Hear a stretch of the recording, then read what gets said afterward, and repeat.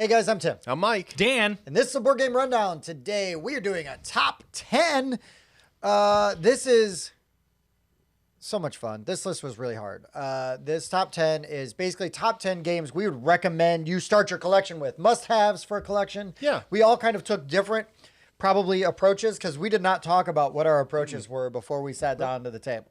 So I'll just say, first off, my approach was if you've played games, you're aware of games, but you want to build a collection that you can get played that are accessible to other people, and maybe round out your collection and give other people options, right? Have a little bit of variety and stuff. So it's really just starts with DC Deck Builder and then goes through all the expansions. I think there's like 10, and we're done. Dark My Knight's list is Metal, over. See you later. Injustice.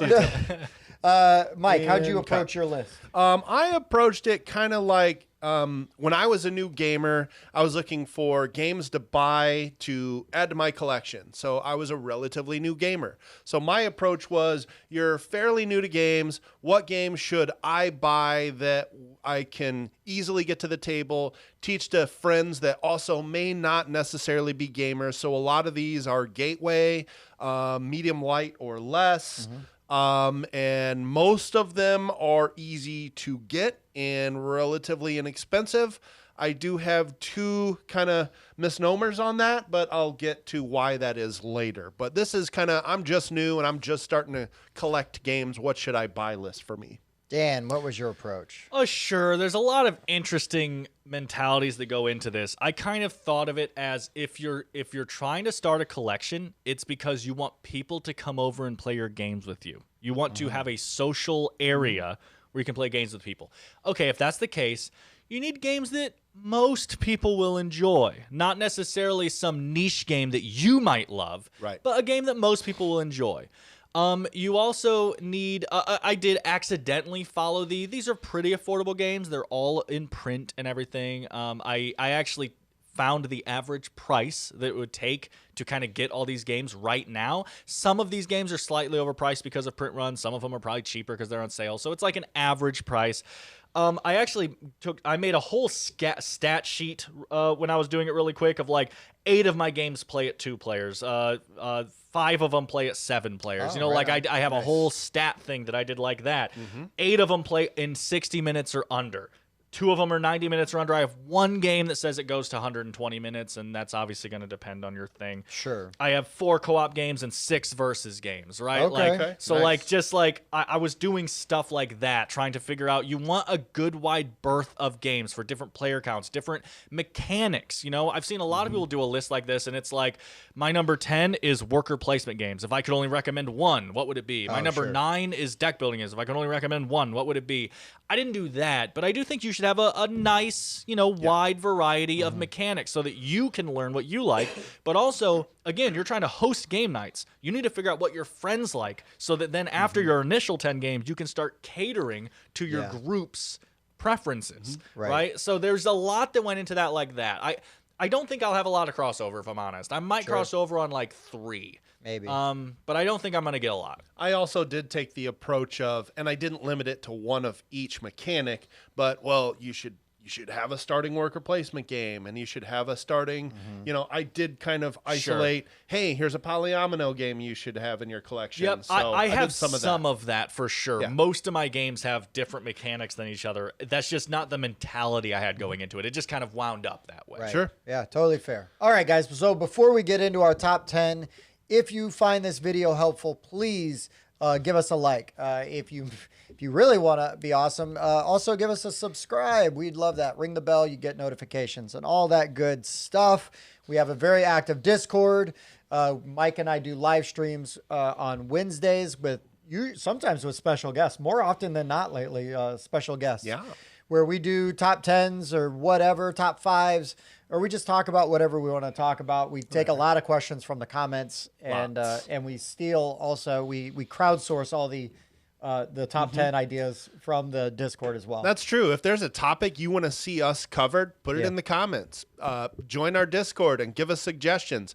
We use viewer suggestions all the time for our topics. Especially on Whiskey Wednesday. If you watch the live streams, almost every topic is a fan-submitted thing. Yeah. We have a special Discord thread where you just submit your topic ideas, and we'll cover it. I got a master list. There's like 30 topics on it. Add to it. Watch us cover it. Yep. That is true. All right, guys. Are we ready to get into this thing? We are. All right, we'll start at number 10. We'll start with Mike, and we'll go around like we normally do, right? Mike, Yes. number 10. Number 10. Okay, so I wanted to start something off here with just a basic card game, something that's quick, cheap, easy to get to the table, and yet doesn't play anything like you would expect a card game to play, and that's Scout. Oh, okay. Scout is a fantastic card game that just doesn't play like you think it would, but it's very intuitive and it's very easy to play. You're going to get a hand of cards, and you can't arrange them. Yeah. That's your hand. That's the fun part. Okay. But the numbers are at the top and they're at the bottom. So before you start, And you they're could different. flip it and get a totally different hand because they're different from top or bottom.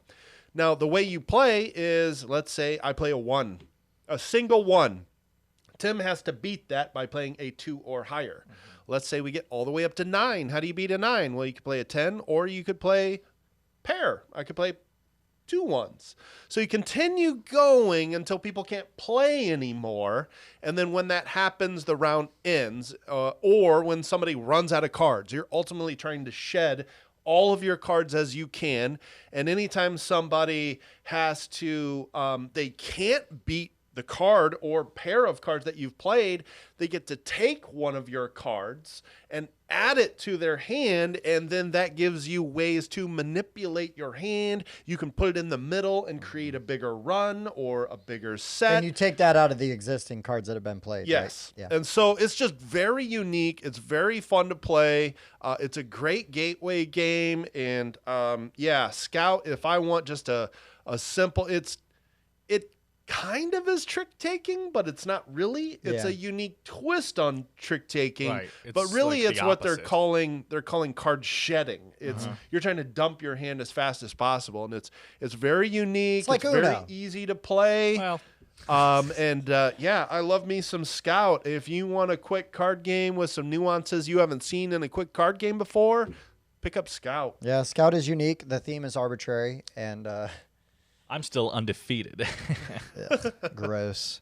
My number 10 is the very first game I thought of. This would be a game that I would buy if I didn't already own it because I've already bought it. Well, That's weird. No, Dice Forge. Dice Forge okay. is a great entry-level game. The components are, first of all, fantastic. And the game is very affordable, especially I was shocked at how cheap the game was given the components. Yeah. And in Dice Forge, everybody's doing stuff on their turn, so it's also there's no downtime really, and you're spending your resources. You roll the dice, you track your resources on your turn when you roll the dice. Not only do you track your resources, but then you get to spend those resources to buy things. You're going to go to a location on the board, and you're going to buy a card from there, which might give you a set collection, might give you an ability. You could go up to the Pantheon or whatever it's called and buy the new die faces. You pop off the other die faces. Then you make your dice more interesting as you play through the game. It's just fantastic. It is a must-have in any collection for me. Again, my parameters, I can get it played. People will want to play it because it looks cool. And again, you can get your hands on it really easily. Very fulfilling building up those die faces Yeah, that you want and then rolling the stuff you need. Well, and you're rolling every turn. So by the time it gets back around to you, you've had X amount of turns to build back up your pile of resources. So then you can spend them all again and you can go be flat broke. You don't have to save up necessarily. And then, comes back around. All right, here we go. But yeah, Dice Forge is super fun. I really like it. And now I just want to play it again. I just talking about it. You just made me realize I don't have a single dice game on my list. Oh, and I love rolling dice. For shame. Woo. All right, honorable mentions. I got you. All right, Dan, what do you got? Sure. My number 10 is, okay, so you're starting a collection, right? You need to get your friends to come to your place and play your games with you. So let's start off with a cooperative game. Okay, this is a game but being cooperative instantly makes it easier to teach. Okay, I need to get these guys to play this game with me. This game's easy to teach. Then on top of that, it's just a really easy to teach game. So double easy to teach, and that's the Shipwreck Arcana. Oh. This game plays 2 to 5. So you got a nice player count selection as well for a small game. It's super cheap. I mean, this game's like $15, maybe $20. Yeah. Basically the idea is, on your turn, you have numbers in front of you that say 1 to 7. On your turn, you're going to pull 2 numbers from a bag, and then you're going to play one out on a market of cards that all have rules on them. They're all tarot cards, and one will say, if one of your numbers is 3, 4, 5, and the other is not, put the 3, 4, 5 here, right? The other one might say, if the sum total of your 2 numbers add up to 11 or more, put one of them here, right? And that's it. And you are putting your token on one of those cards, and then everyone else is seeing if they can guess your number. If they can't, you can just move on to the next person. On your next turn, you'll draw back up to 2 and try to give them another hint, hopefully being able to keep them hinting towards the same numbers. Sometimes you do have to swap. And then you just go around. Every time they guess correctly, you get a point.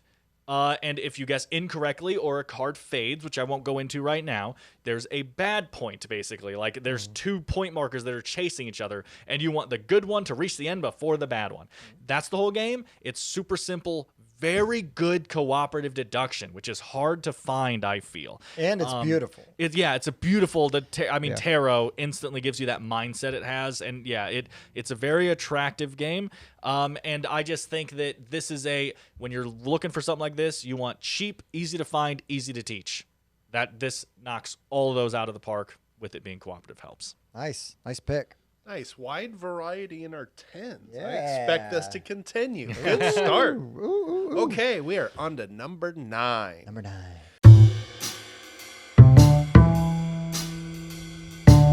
This game I feel like is a modern classic already. I feel like most people thoroughly enjoy this. It's highly rated. It's easy to get. You need a fun bag building push your luck game. Go pick up Quacks of Quedlinburg. I absolutely love this game.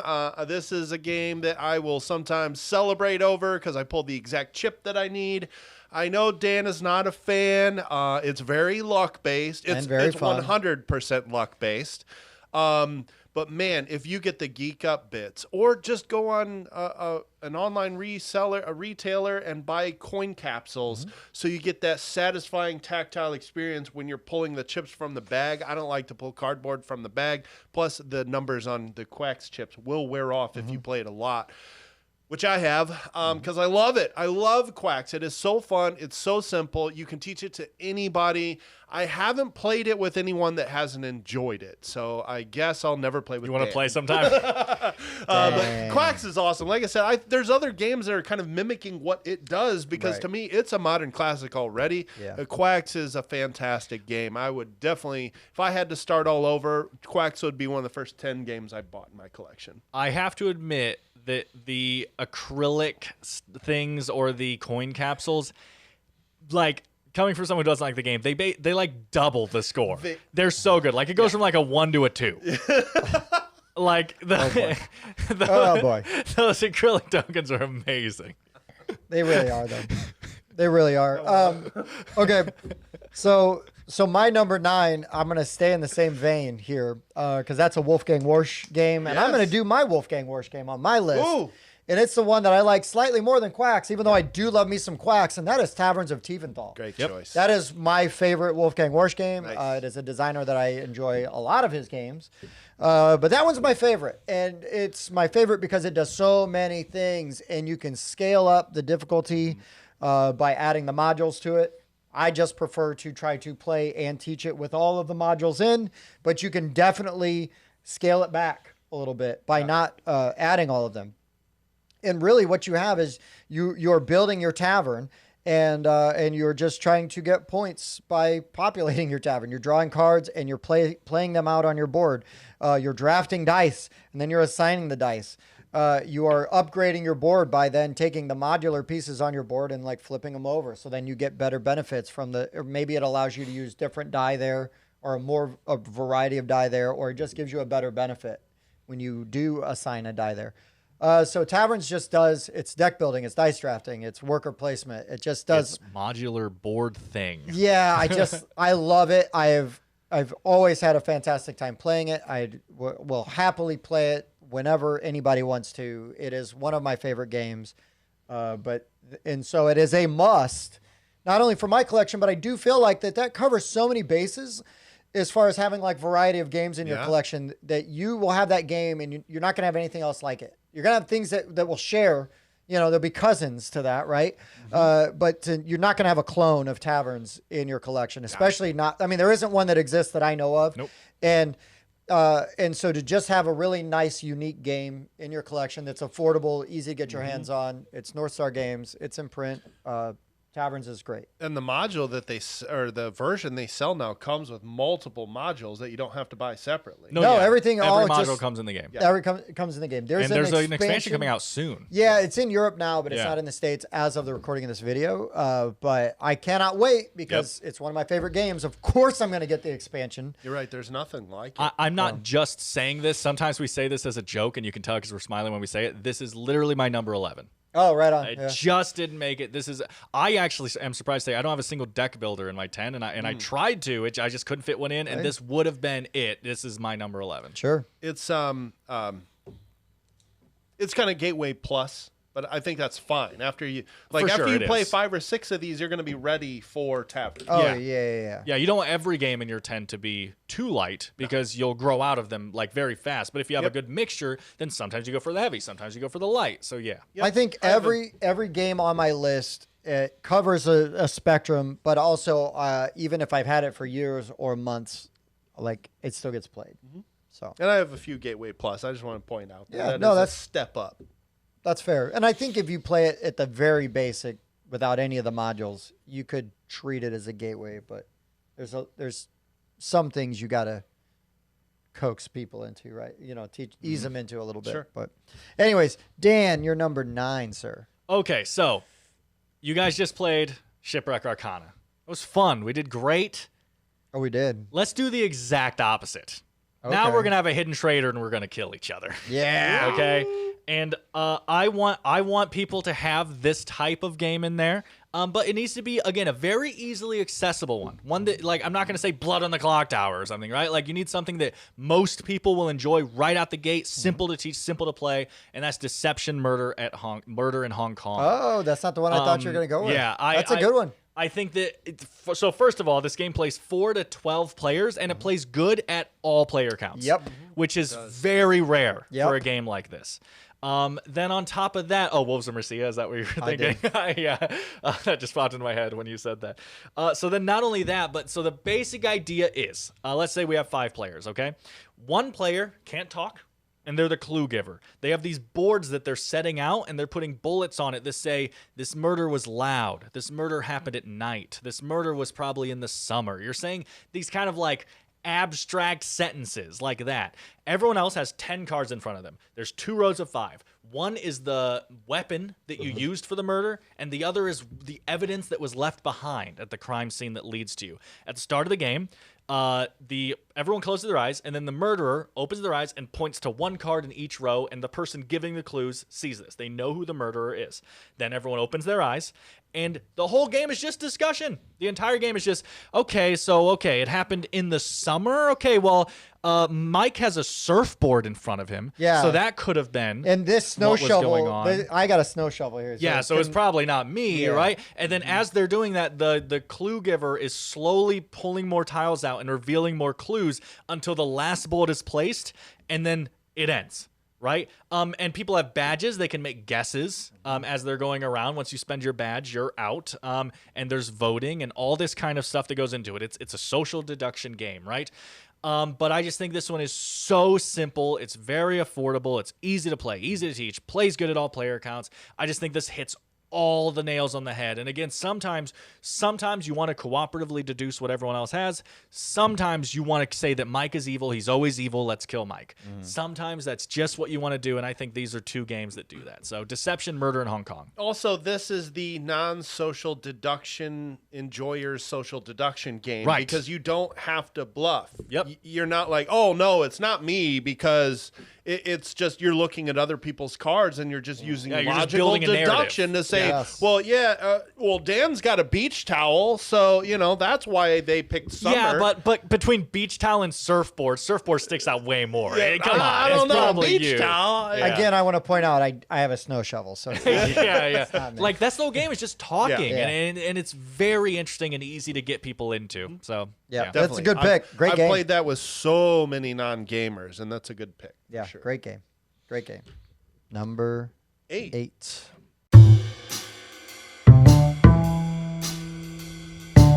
Okay, it's time for me to get a deck builder out, and I'm sorry, I'm gonna pick 2 games for this. My first choice is Shards of Infinity. Okay. And Oh this because yeah, this is a small box. Love it. It's cheap. It plays fast. This is a battle royale deck builder. Everybody's got a character with hit points, and you are just using damage on cards to wipe either other people out. It's a concept that's very simple to understand. or just build up a point engine and win instantly. Yeah, you can build up a point engine and win that way. You can win by being the last person standing. I don't think it's great at 4. It runs a bit long at 4. I Yeah. cap it at 3. I think it's fantastic at 2. With 2, it's great. But I love this game. If you watched our top 50, this was in my top 20. I love Shards of Infinity. I think it's really good at what it does. But if you want a theme that appeals to more people, get the Star Wars deck building game and play that 2 players. It's really good. It's really good. So these are just 2 very easy deck builders that are still very fulfilling, very fun. I don't think you can go wrong putting either one in the start of your collection. The Star Wars theme may appeal to more people. And maybe I think it's important to put 2-player only games on a list like this because some people are starting a collection and they don't have a group. Maybe they're only playing sure. with a roommate. Maybe they've got a significant other that's the only person they can play games with. So I thought it was very important to get 2-player games represented on this list. Yeah. And so I picked 2 games that shine at 2 players, and the other one is only 2 players. But Yeah. both great games. Sure. Well, I will talk about my 2-player game because I feel like if you're going to get a 2-player game, might as well get the greatest 2-player game ever made. Also, for me, this is the best representation of this IP. Now, this one's pricier, and the learning curve is much steeper than my other games. But if you're into board games, this would have been a thing. If I knew about this game when I was in high school, my buddies and I would have pooled our money together. We would have bought this game, my buddy and I, and we would have just played it nonstop because this is what we did with the original Star Wars living card game. And I'm talking about Star Wars Rebellion. Oh. We would just pitch in. We'd get Star Wars Rebellion. We spent pretty much every waking moment together, anyways, playing games. Whether it was usually it was like card games or role playing games. But this one, we could have just gone back and forth, perfecting, our strategies and everything. But this represents Star Wars better than any other version of Star Wars. The deck building game does a really good job. There's a much easier access point there for both price and learning. But the experience that this game gives is so good. It's so much fun. I absolutely love this game. The components are top notch. And again, you're playing through the movies. I am an old Star Wars nerd. I love Star Wars. And so for me, Rebellion has to be on my list because, again, we're talking about 2 players. Here's a 2-player experience. And also, you talk about just having like a roommate or somebody, right? And it's like, yes. If my wife loves Star Wars as much as I do, like I would get to play Rebellion like way more. But I'm fine with that. Bob and I played it like virtually. He set up his copy, I set up my copy, and we played, via Zoom during the pandemic. I just love the game that much that it was worth the effort to figure out how to do that. And so for me, again, you're going to have a game that it's an IP based. It is one of the best implementations of that IP, of any IP, right? Next to maybe Battlestar Galactica. But it does what it does so well. It's so much fun. It feels thematic and it gives you the whole experience. And it's a longer game. The other games are a little bit easier. This sort of breaks that gateway, like thing that we've kind of been into. Medium plus. Yeah, For sure. Yeah, but It's a bit heavier than what I was wanted to put on my gonna list. put it down later on my list, but we were talking about 2-player games. I'm like, well, now's the time. Let's just go right into my 2-player game. So that's my 2-player game on my list. But again, being medium plus, you've got a dedicated person you're playing that game with, you know? Like, you're not bringing that to a convention and just sitting down and be like, who wants to learn how to play Rebellion? No, you're like, we're going to play Rebellion tonight. Like, let's get together and I'm ready to go. That leads into what I would say, because I do think for a 10 first games in a collection, it's a bit rough. It's a bit heavy but for that. What I'll say, well, again, I opinion. disagree with that slightly. I'll say something about that afterwards. But what I was going to say was, if you love 2-player games, like you're okay with that versus 2-player thing, and you love Star Wars, then this is the best Star Wars game. So you should probably own it. And if it's one of your first games, first 10 games, that's totally fine. If you're not like those two things, though, right. this is a rough one to throw into your, No, collection. but I do know that there are people, though, that will, because I was this way, especially when I was younger, is like you get that game and you just sink your teeth into it and everything is that game, right? Like, yeah, 100%. Like when I first got... It's a Dune. It's a Twilight Imperium. It's a game that you get it. It's the key part of your collection, and you sink time and hours into it. 2004, I bought the Game of Thrones board game when it first came out. It was the most money I'd ever spent on a board game. I bought it because it was Game of Thrones. And it's like, I want to fight my friends in Westeros. Let's do it. And that's a heavy game to just jump in and it's not hard at the end of the day, but it's a heavier game to get started with and everything. But we all bought in. We all sunk our teeth right into it. We're going to figure this game out. We learned it, and then we played the crap out of it over the next few years. So for me, it's like, okay, Cornerstone, if you have that mentality, again, you have to, all of these things are sort of caveats, right? Like, but yeah, it's one of my favorites, and it had to be on my list. What I was going to say is I do actually think it's a good idea, if you're doing this, to have, let's say we have 9 of the games we're talking about, and then you have the key game in your collection. You have one heavy game, one beast. I do think that is okay. Absolutely. I couldn't get one on my list, which was really annoying because I didn't believe either. in that. Yeah. But like I almost put Ankh on my list. Wow. As like this is the linchpin. This is everything leads into you have this big event game. You know, and I'm okay with having one of those. I didn't include one, but I'll just say that's one I was considering. Sure. No, I'm glad it's in the list in its entirety, because when I really think about it, and I didn't put heavier games or medium plus games on my list either, but really when I think about it, one of my first 15 games I purchased was Terra Mystica. Oh, yeah. So I was ready for Terra Mystica. Jump right in the deep end. Right. I jumped right in. And so, if you find, years later, you end up being a hardcore collector like some of us are, absolutely pick up Star Wars Rebellion, because it's a home run and it's one of the greatest 2-player games ever made. So great pick. Not nitpicking on its head. No. And that's totally fine, right? Because again, we're talking about aspects and approaches to the list, right? And so I did seriously question, like when I was writing it down, and then it's like, well, is it actually going to get said? When you said it, I'm like, ooh, but now the more I think about it, if you pick up the other 9 super light games that I've got on here, you need an epic big box game in that collection after a few. Yeah. And again, like for me, this rounds out like that 2-player side, now Shards, right? Shards are a Star Wars deck building game. Awesome choices. Like I own both of those and play the crap out of both of those like any chance I get, right? Rebellion is definitely more like appointment viewing than just casual. But it's so I'm gonna sit down good. and like shut my brain off, and I can, because like it's amazing. Because we could roll out there, oh, Spencer's late, like let's play. You want to play a game like while we're waiting for him to show up, or Bob had to stop at Chipotle for a minute. You could throw Shards down on the table. We could all play that game and have a really good time and be done before.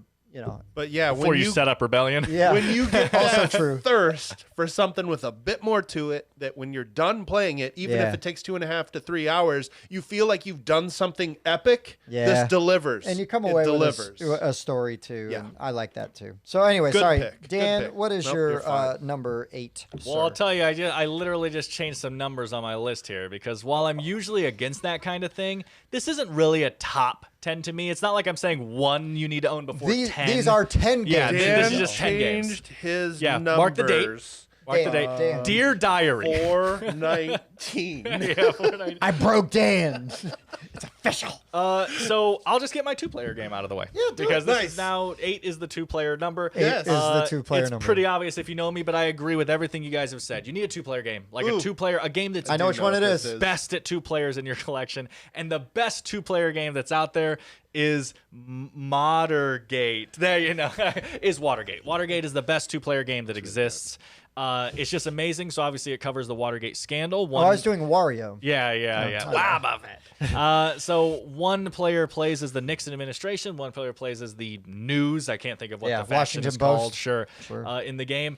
And there's a really cool spatial element there's 2 main elements going on in the game. It's a tug of war where there is token and evidence on this board, and you are playing cards from your hand that move the token and the evidence back and forth on this board. And whoever side it's on at the end of the round gets everything. Everyone gets whatever's on their side at the end and takes it and then does stuff with it. So what do? Well, there's a first player marker, so you could become first player next round. There's a momentum marker, which Nixon instantly wins if he gets 5 momentum. That's how he wins. And also, the news guy has like abilities he can activate with momentum. And then there's evidence token, which is like green, blue, yellow, different colors. That goes into the second part of the game. There's a big spatial thing, which looks like one of those tack boards with like the red yarn, like between yarn connecting things. And basically on the outside of that circle is all the whistleblowers and stuff, right? And the news outlet is collecting evidence because like these 2 are yellow, these 2 are green, these 2 are blue, the whistleblowers. He is trying to, and right in the middle is Nixon. The news person is taking these yellow tokens and putting it on the yellow dots, and they need to connect the whistleblower to Nixon. And if they connect 2 people out of any of them to Nixon, they instantly win the game. They're trying to literally connect the evidence to Nixon. When Nixon gets the evidence, he takes him and he puts him face down whenever he wants, and it blocks the path. So if I'm moving this yellow line towards Nixon, Nixon can put the one here, and I have to go around, right? He's literally cutting off the path. And it's just a insanely fun, thematic 2-player game. It's very good. I agree. You should own a 2-player game for those times that you can only get your roommate, your loved one, or just one friend comes over and says, hey, I just wanted to hang out. What can we do? Play Watergate. It's amazing. I gotta play this game. It sounds so good. And it's right up my theme. I love that era of politics and everything. Yeah, I gotta play Watergate. I only got to play half a game once, but like I want to go buy it, and I just haven't. So there's your 4 2-player games. Yeah, we do have right? 4. I was like 4. There's I know. 3 of us. I cheated, but I had to like take my shoe off and figure out. 2 small box deck builders that play best at 2. Okay, we are on to number 7.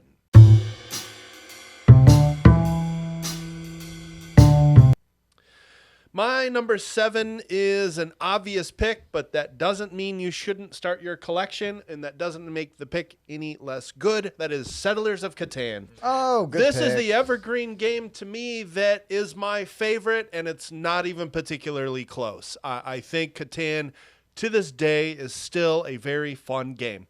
This is an introduction to Euros. This is an introduction to route building. This is an introduction to trading and negotiation, which is one of my favorite things in a game. It forces player interaction. I think Catan has aged very well.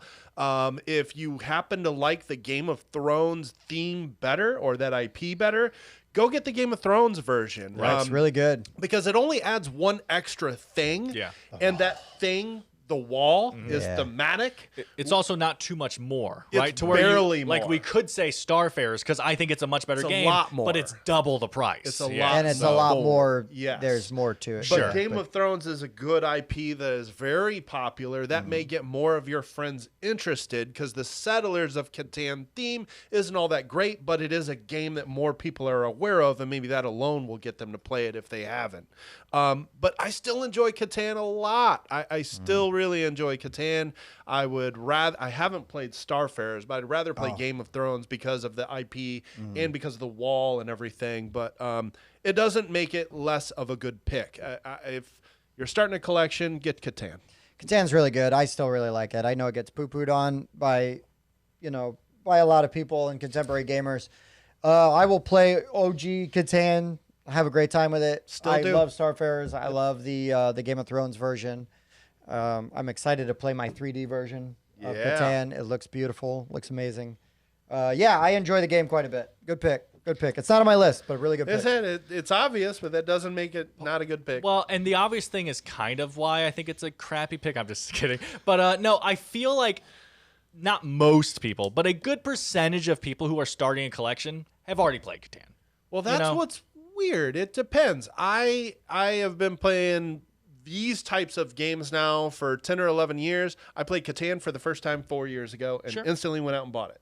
So, I mean, I had already played several hundred games by then, and I still felt like I have to add this to my collection. So if I was starting out, I would have definitely started with Catan. Klaus Tuber, R.I.P. That's definitely a generation of gamer thing for sure. Like, you know, like the current ones around our age have played Catan a little later, right, than previous. But yeah, I played it in 2012. It might have been like the third game I played. I think I played Ticket to Ride, DC Deck Builder, and then Catan. It was like in that order. see, this is the previous generation. The oldest generation. Yeah.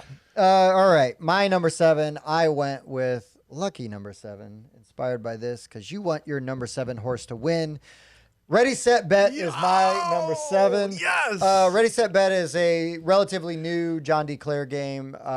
You can use the app. You can have a person working the board, but essentially there are dice that are going to either be rolled in real life or virtually, and they're going to move the horses. And you have a certain amount of time to place all of your bets out on the board, and then those bets are going to either pay off or you're going to pay the bank. You know, as you go. There's prop bets. There's you get special powers, or abilities or whatever after the first race.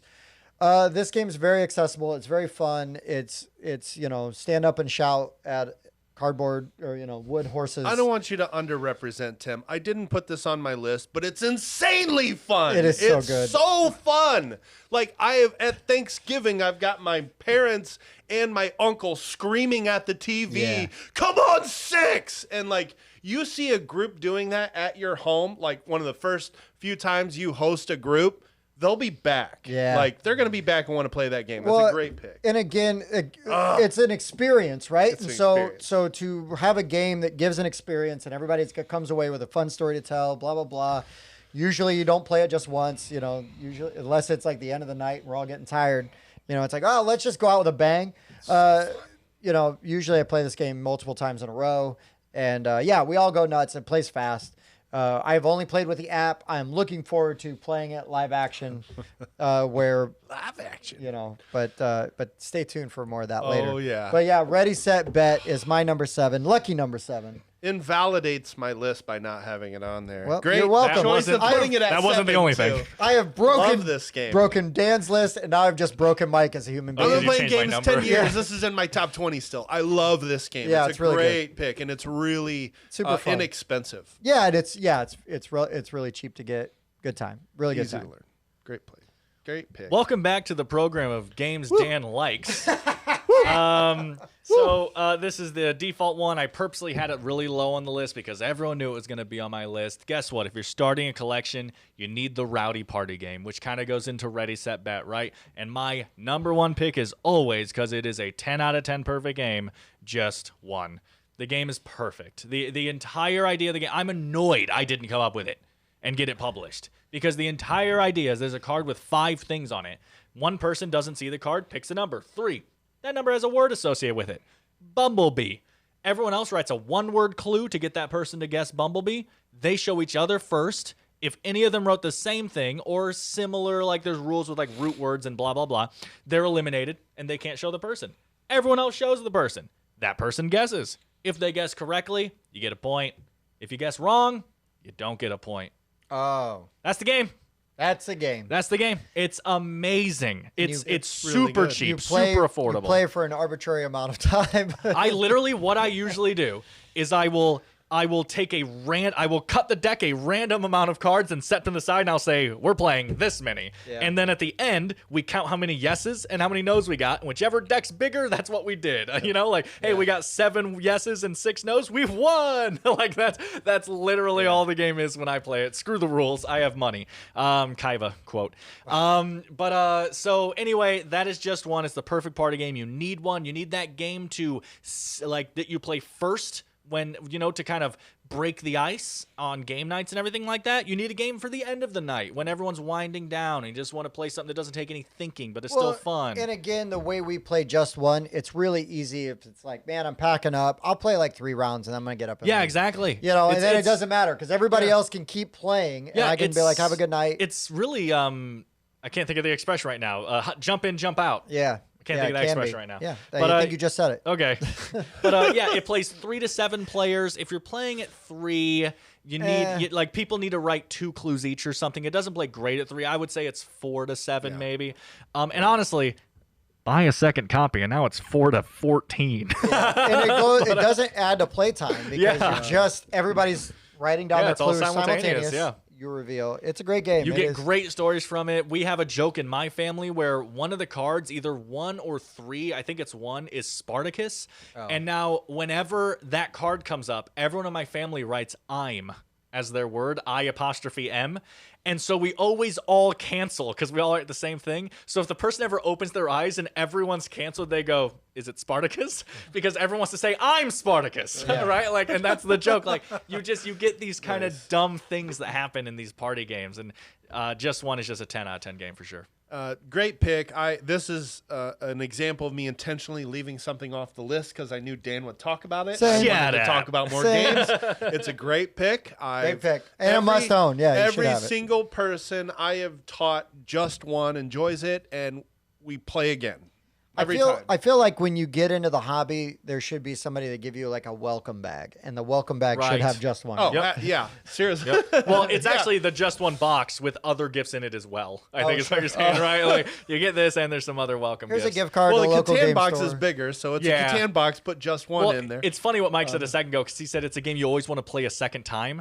Not for me because the way I play it, we just play it for 3 hours straight. Yeah. Well, I like to pad my BG stats, so I'm playing to 13 cards. How many do we get? All right, let's play a second game so I can track it. He plays the 13 cards 5 times. I play to 300 cards. Like that's how I play. It's a great game. Yeah, it's really good. In fact, and also if you're strapped for cash and want to do a print and play version, I actually played with codename word cards and telestration dry erase boards. You can do that. Sure, yeah. It's a super easy game to print and play if you just want to play it. Yep. So, but it's less than Again, which is what I'm $20. saying. It's such an easy idea. I'm annoyed like I didn't come up with it. Or like I'm amazed it didn't come out until it did. Because literally it's just someone writing something down on a paper at home and then saying, you guys have to make me guess this. Yeah. So anyway. Hey, I mean, AEG and John D. Clare are making money off of gambling on the probabilities of 2 D6s, and it works amazingly well. It's one of the funnest experiences. I'm not trying to take games anything away from Repost. You guys made a great game. It's an awesome I just wish I had been involved. Right? I mean, it doesn't have to have a ton of rules to be a great idea. So, great pick. Great pick. We're on to number 6.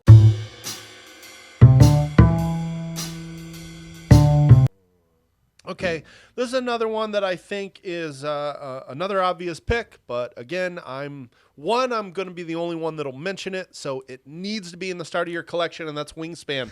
Wingspan is a beautiful, relatively simple, card-driven, engine-building game. Really good. I think it's a lot of fun to play. I still enjoy it tremendously. It's got great components. It's got great artwork. It's easy to teach. It plays in less than an hour. And I think if you're starting a collection, you can't go wrong with Wingspan. I agree with everything you said. And my experiences with Wingspan have been colored from like outside gaming experience and stuff. And unfortunately, that has negatively affected my opinion of the game. But the game itself stands tall, man. It's a very good game. Very well designed. It just always falls flat for me for some reason. I'm not trying to insult the game. People love it. It just tends to fall flat for me. I don't know. But I've seen this in a lot of people's recommendations for early gamers. I can't argue that. Really good. Again, the theme is very accessible. You know, it's easy to learn. There's a ton of cards, so the replayability is there. Tons of cards. You know, the artwork is really cool. I like that the decision they decided to go with, where it's like you're opening up like a bird book, you know, and stuff. So yeah, I mean, all really great decisions made there in the making of that game. Really. My favorite part of the game is reading all the bird facts. Yeah.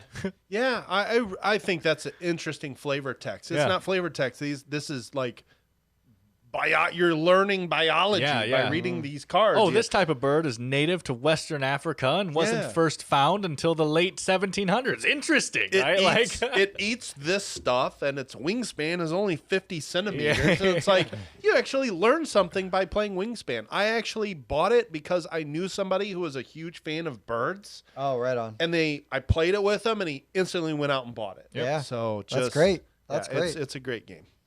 All right, my number 6. Oh boy, my number 6 is such a departure from other games on my list. Maybe this game plays in like 5 minutes. I love this game. It is one of my all-time favorite games. It was one of my favorite games of last year. Maybe it takes more than 5 minutes. Maybe it's 10 minutes.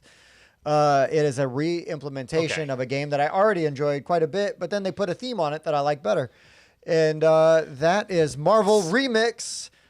Oh, man, Marvel Remix, so good. Again, I just played this game the other day. I taught it to my sister and my nephew. We played it 3 times. We just boom, boom, boom.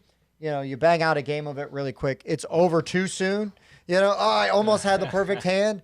You know, things like that. It doesn't feel unfulfilling, though. No, not at all. And I don't mean that in a bad way. Yeah. It's just the you know, like, oh, I hope, because the game ends when 10 cards have been discarded, but it doesn't just mean that there's been 10 turns, because if somebody takes a card from the discard pile and adds it, and then they discard now, so that discard pile number has not changed, right? Yep. So the game can go like in varying lengths, and there's a lot of like sweating of like, oh, please don't take, you know, either don't take the card I want or don't draw from the deck because you're going to end the game before it gets to me. There's a lot of tactics in that I just feel like people just overlook with the counting how many turns are left, and sometimes your hand is so bad you have to take from the middle, or else the game might end before it gets back to you. And you're just there. Sometimes there's that moment in that game where you're just trying to elongate the game because you're like, I need to build a better engine. This is not going this is well. Junk.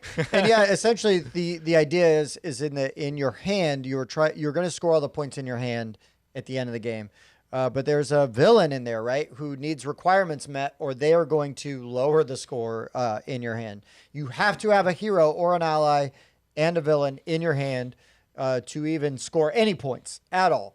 And then in addition to that, there are tags on the side of the card. So each card, and then some cards have special abilities and some cards don't. But you're trying to then, you know, get everything in your hand to jive together to give you this wonderful score of hopefully more than 30 points. For a game that only goes 10 minutes, I will tell you, when you get that right combo of cards, it's still really fulfilling. You're like, what? You scored how much? Yeah. You get the exact tags that you need. It still feels really good. Well, and it's insanely thematic too. Most of the higher scoring things is like you would have Thor with his hammer in Asgard fighting you know, this person. Loki, not Loki, but because Loki's scoring is different. But like it usually you actually have, because the whole thing, right, the locations, the villains, the heroes, the sidekicks, or whatever they're called, allies, they literally build your fight scene is what you're building in your hand, which is a way more thematic version than Fantasy Realms, which is what it's based off of. So and again, this is a game you can play with multiple people. You can play it at low player counts and it's fine. And it goes to 6, right? Still goes fast. I believe it does go to 6. And that's a player count that's tough.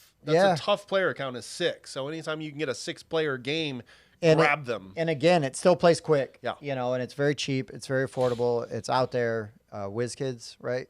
For sure. Really good. Really good. Nothing bad to say about that game. I enjoy it quite a bit. Another example of me leaving it off the list because I knew it would be mentioned. And it was tight to fit 10 games on this list. So if I knew I could leave it off, I did. Yeah. That's a great pick. For sure. For sure. All right, Dan, what do you got? So my number 6. So maybe you played Deception Murder in Hong Kong with your group. They all liked it because they'd be foolish if they didn't. Yeah. But maybe some of them were like, that was really cool, but like the social deduction, I'm just not good at like reading people and stuff. Okay, so you want a more deduction-y kind of thing instead. Now, this isn't like a deduction game. That's not where I'm going with this. But it is like a team game, 1v3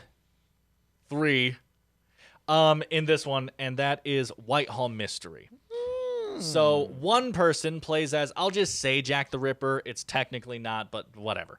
One person plays as Jack the Ripper. The other 3 people are constables, and it's a hidden movement game. Here we go. New mechanic in your collection here. Yeah. So you want a hidden movement game. What does that mean? Well, one player is playing behind a shield, and they see the map. Your guys are actually out on the map. They're moving behind their board by keeping track of where they are, and your job is to find them, right? So as I said, you're basically Jack the Ripper in this one. He's going around dropping body parts around the city, and you guys got to find him before he finishes his night of terror. So you guys are moving around a board, and you're basically saying, have you ever been to this space? Have you ever been to this space? And you're keeping track of where he's been, and you're trying to map out where he's going so that you can arrest him on the location he is. You go to a spot, and you say, I'm arresting on 83. If he's there, you instantly win. If he's not, you keep playing. Jack wins when he delivers the 4 things to each quadrant of the board. You guys win the second you arrest him, or technically, if he runs out of time. I've never seen that happen. But that's the whole game. If I was to recommend a hidden movement game, this would be the one, especially for an earlier game. Like, because let's say I really like Sniper Elite. There's a lot more going on in that. The box is a lot bigger. Again, Whitehall Mystery, really small box. It's almost a travel-sized box. Like, it's really thin. It's just this small square box. You know, the map is so much smaller because, like, Letters from Whitechapel is what it's based on. Fantastic game. But way more expensive, a lot bigger, more complicated. If I was recommending a hidden movement game with a really cool theme and one that I just really like, it'd be Whitehall Mystery. Nice. Good pick. I really like that. Nice. That's the only one I haven't played so far. Ah, that's good. All right, Mike. Top 5. Top 5. Hold on. Before we get into number 5, if you are liking the content, I just want everybody to know we do have a Patreon going. If you can or want to contribute, please do so. It's there. And if you can't or it's not good for you, please don't worry about it. The best way you can honestly help us is by interacting with the algorithm, by liking, subscribing, ringing the bell. Tell us what games you'd start your collection with. Yeah. All right, Mike. Number 5. Sir. The con I have to this is that it's currently out of print. However, Invalid. this just came out and will be reprinted within the next month or 2, So guaranteed. that means that Bob just Okay. overpaid. Is it the one that I wanted to put on my list then? What is it? No, I don't think you would put this on your list, but I think I know what you didn't put on your list that I kept on here because it's so good. But this is a Days of Wonder game. Who will reprint their games? This is Heat, Pedal to the Metal. Oh, right on. So number 1, I love this game. It is very well done. There's a lot of replayability in the box. And I just happen to really like racing games. I don't know what it is. I don't give a crap about the Indy 500. I don't watch NASCAR. I don't do drag racing. That theme does nothing for me. But all of a sudden, you put some cars on a board and you tell me I got to race them around and who gets finished first wins, I'm in. I just don't know what it is. And Heat does this so well. It's not that hard to play, but the hand management in this game is so smart. You just deal a hand of 7 cards. You start in first gear. If you're in first gear, you can play 1 card. Well, you can shift up to second gear and play 2 cards, or you can spend heat to shift again and play 3 cards. Dun, dun, dun. But you start with heat cards in your engine. To use heat, you got to discard it from your engine into your discard pile. It gets shuffled back into your hand, and heat cards do nothing. Yeah, dead they cards. junk up your hand. So there's this risk reward. You're like, okay, spending heat helps me now, but it's going to junk my hand up later. Well, fortunately, it gives you a way to cool down and discard heat out of your hand back into your engine so you can spend it on free movements. By driving into snow? But it is this That's how you played. excellent tactical game of trying to spend heat to stay with the pack, because if you're behind a car, you'll streamline around them. So you're trying to maximize what cards you play, pay attention to what other cards you think other players are going to play, because that streamlining gives you extra movement that you won't get from your hand. It's just very smart. It's very elegant. It plays up to 6, which again, our sweet spot. 6 players, hard to accommodate. An entry-level game that races, plays in an hour, and supports 6. It's a home run game for me. It'll be back in print very soon because Days of Wonder will reprint this thing. It's been in the hotness for 4 months now. Well, it's called Heat. It's been in the top 5 of the hotness for like 4 months straight.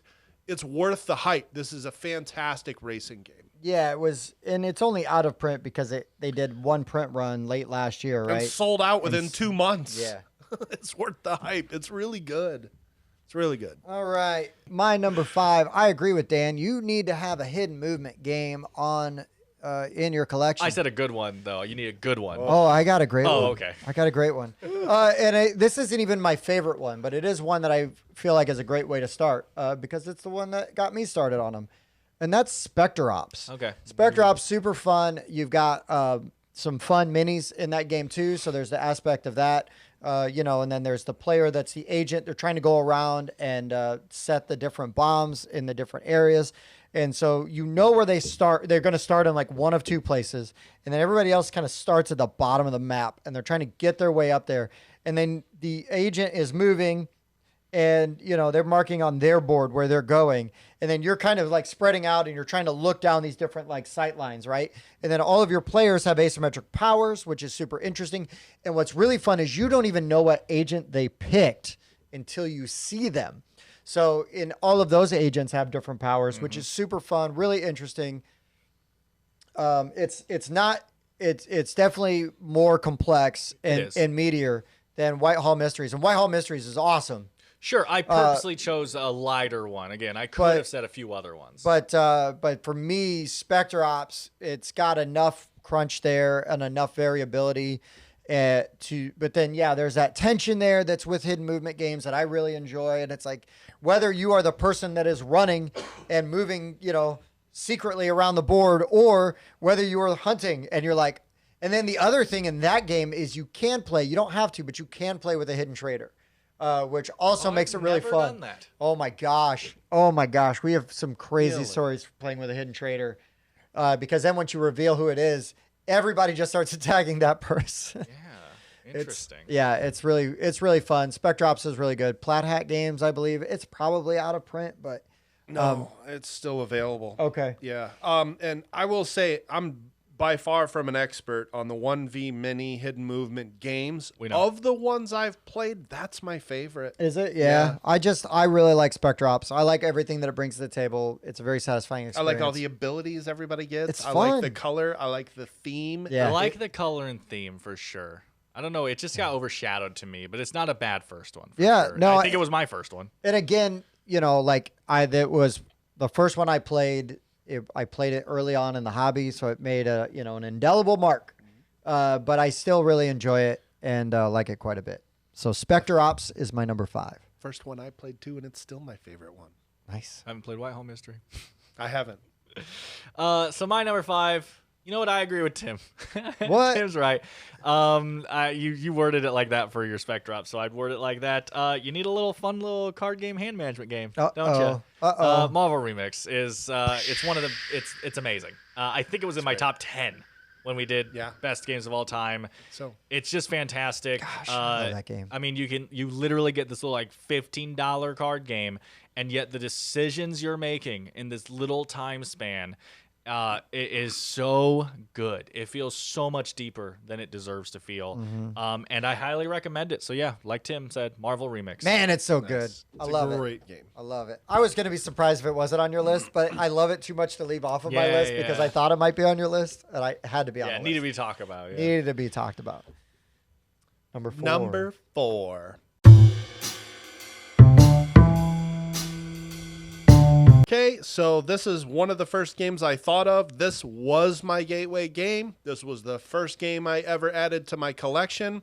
I've played it 25 times, and I just played it again twice in the last month, and it's still a great game. you need a worker placement game in your collection, and that's Lords of Waterdeep. Yeah, I love Lords of Waterdeep. Just because still. it's 10 years old and everybody raves about it, there's reason for that. It's a great game. It's not that complicated. It's easy to learn. And I just think it is still very satisfying. The quest cards that come out can make every gameplay slightly different. You know, if you're getting that, if you get that skullduggery card where every time you go to a black location, you get extra coins, you're going to load up on black cubes that game. That's your strategy for that game. But the next game, you may get extra stuff every time you go get purple cubes. So you're loading up on purple cubes every game.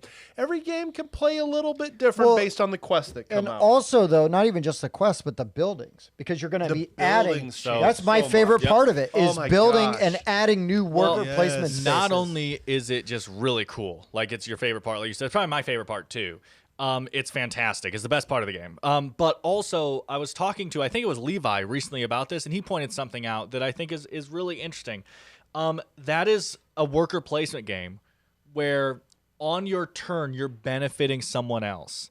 And that's hard to find in games like that. We have a friend who won't play worker placement games because he sees them as too solo. There's no player interaction in most worker placement games, and he just doesn't like that. And Lords of Waterdeep has an interesting way of getting around that for some people, which is the buildings. I own this building. If you go there, you get stuff, but I get something too. That's really hard to do in games like that. Like, you know, you look at like a Space Base or a Dice Forge, you get that kind of stuff. But in worker placement games, that's way more rare. Yes. And so to get that, it's not just that it's player interaction, it's that you are benefiting other players. It's not just a hate game. It's not just I'm taking this action from you. Right. It's I'm going here and I am paying you to take this action. And you have to, and Like- that gives you a tough decision because it's like, man, if I give Mike 2 coins, Yeah, is he going to be able to finish that contract? yeah, is that might be Yeah. enough. Right. That might be enough for Yeah, him to do. and I find that as Lords of Waterdeep is not one of my favorite worker placement games, but that not just the building mechanic, but the idea of how it changes the feeling of the game is fantastic. There's a couple other things that I was reminded of that are really smart about this game that I haven't seen other worker placement games do that much. The intrigue cards. Yeah, I like the mean, intrigue there's take that sprinkled in. Here's your mandatory quest. So Yeah. You got to do that before you That's can really put the all- main take. son That of a There's some where you can steal resources from other people. There is. There's, like I said, there's take that sprinkled in. Yeah. It's enough to mess with people, but not totally ruin your whole game plan. The other thing is by playing an intrigue card, you go to Waterdeep Harbor, and when the round is over, you get to redeploy those guys. And then it becomes this mini game of, okay, Tim's got an intrigue card, Dan doesn't. So maybe Tim beats me to Waterdeep Harbor. Oh, but I really need those orange cubes. I'll get the cubes. Dang it. Tim played his intrigue card, so he gets one of the 3 spots in Waterdeep Harbor, but now he's out of intrigue cards, so I can take the last 2 Waterdeep Harbor spots if I want, and I get 2 redeployments at the end of that round. That whole kind of like waiting on other people to play those intrigue cards is so fascinating to me every round. It's a really fun And sometimes mechanic. that's like, I may really need those orange cubes to get a quest done, but I want to take all 3 Waterdeep Right, Harbor spots. right. I'm going to get my intrigue cards out first. Right. And then I'll just take whatever's left at the end of the round with my extra movements. It's a really well done, smart designed game. I enjoy it so much. My biggest issue with Waterdeep is just that I feel like the asymmetric power stuff is really weak. Oh, you want skullduggery cards this game. I agree with you there. Cool. I wish they were more interesting. I wish there was a tiny expansion card back that gave us more interesting things we were trying to do. And I don't know what they would add, but you know, own the most buildings. Maybe if that's That is not in one. there, okay, yeah. Like it's all just My it's wife all always just thinks I have that one because I'm always making buildings. it's all just name a card type in the game. And that's probably the one that someone has, right? The 5 card types, whatever. And then there's like buildings. And it's like, I don't know what they would do, but I find that asymmetric very boring. But yeah, other than that, though, I mean, it's a solid game. Yeah, the asymmetry in there is almost arbitrary, but otherwise I do love the game. It's just quite a really bit. easy to find out, too. Oh, interesting. Tim has only taken skullduggery cards so far. I wonder what he's getting bonus points for at the end of the game. Right. You know, Right. so anyway. And they give you 2. Yes, that's true. Most of the lords have 2, so it's, you know, maybe you need the cleric ones and the, whatever. Anyways, I really enjoy that game quite a bit. Good pick. My number 4, I think, like Dan kind of alluded to earlier, that you do need to have a little bit of social deduction in your life. I picked this one in particular because it does something that another game does, a well-established and known game, but this game has better artwork. This game has to me, a more appealing theme. And also, it's got some variability with your interaction with the cards in the middle and the ritual tableaus. I'm going to put Cult of the Deep as my number 4. Social deduction, beautiful looking game. It's placed similar to Bang the Dice game. You're rolling dice. You're assigning your die. You're trying to take out different players potentially or protect different players. And the forced social interaction. You've got to, can you trust people? Can you not trust people? All the different roles, the way the different rituals resolve and what they do, they might hurt everybody. You might get a benefit if you can complete it. You might get an extra die. And then when you die, though, you get a ghost card. And then the ghost card still, you continue to participate in the game and do stuff. And usually by the time people start dying, the game is winding down very quickly. Because unless everybody only goes after one person like the whole time right off the bat. But rarely that's the case, because usually it's like, well, I don't know, Well, there's also no reason to do that because you don't know who's on your team. So targeting one person could be a terrible idea for you. Right. Right. Yeah, exactly. But anyways, I just think it's a really fun game. It's really good. Does a lot of things I like. And yes, I have had the pleasure of meeting the designer and like him quite a bit, but I do think he made a fantastic game, and that's why it's on my list, because I would want it in my collection. If you're gonna have this kind of game, that's the one I want. That's the one I would recommend you get. Cult of the Deep, my number 4. It's a really good game. I haven't played it yet. Oh, never mind. It's a 10 out of 10. This is. You never played it? No. Oh boy. No. Oh, okay. You're My not even number a friend. 4. Yeah. My number 4. I agree with Mike. You need a worker placement game. I will say I didn't put my favorite worker placement game on here because that would be Dune Imperium. And I think that's a big boy one for a first worker placement game. Yeah. It is thinky. It is deep. It is hard. I would not recommend that as your first one. I might recommend it as your second one, though. I'm good with that, actually. Yeah. But so I didn't put my first favorite one. I actually didn't even put my second favorite one on there because I actually put Lords of Waterdeep is my number 4 crossover. Wow. I'm shocked. I think it's the best first one. It just really is. It's so easy to teach. It's. I don't think I've ever met someone who didn't like it, like when they played it their first time. Like even I, who don't love it, and Bob, who doesn't love it. We liked it when we first played it. It's not like it's bad. It's just that we kind of grew out of it. There are more placement games that do deeper things now, or have a more interesting theme to us, or like these kind of things. But it is a solid game. Again, if I could just like house rule my own asymmetric stuff, it's a really, really good game. I actually find it way more thematic than people give it credit for, too. I really like the idea that you're this lord of Waterdeep, and all these people that are doing your quest for you while you're sitting in the back are just cubes to you. They are nothing to you as you are just pushing them along this board and stuff. Like, I find it really thematic, actually, that they're nameless heroes. Like, there's an upgrade thing that people do where all the meeples are now shaped, or all the cubes are now shaped like meeples. Like, oh, the assassin ones are now shaped like meeples with daggers, and the wizard ones are shaped like wizards with hats. I think it takes away from it because those aren't people to me when I'm playing the game. You are peasants that are accomplishing my goals, and you will not be paid for it. And so I actually think it's a pretty thematic game too. I love the buildings. I think the corruption aspect that the expansion adds is really cool. I think there's a lot of stuff going in on this, but again, the main thing is, as a first worker placement game, it's one of the best ones out there. I hear Raiders of the North Sea a lot too, as a good first one.